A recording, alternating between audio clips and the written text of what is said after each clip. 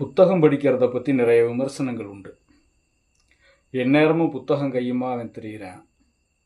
அந்த புத்தகத்தில் அப்படி என்ன தான் இருக்கோ, புத்தகம் படித்து இவன் என்னத்தை கண்டான் அப்படிங்கிற மாதிரிலாம் நிறைய விமர்சனங்கள் நம்மளை சுற்றி வந்துக்கிட்டே இருக்கும். புத்தகங்கள் நாம் வாழாத இன்னொரு வாழ்வை நமக்கு அளிக்கின்றன.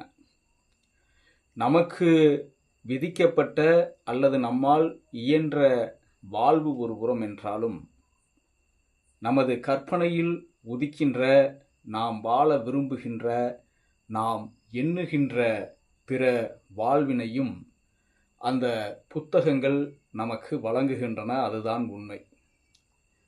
புத்தகம் வாசிக்காதவனுக்கு ஒரு வாழ்வு, புத்தகங்களை தொடர்ச்சியாக வாசிக்கிறவனுக்கு பல்வேறு வாழ்க்கையை வாழ்ந்த திருப்தியை அவன் அடைகின்றான். அது அறிவின் உச்சமாகவும் அவனுக்கு பலனளிக்கும்.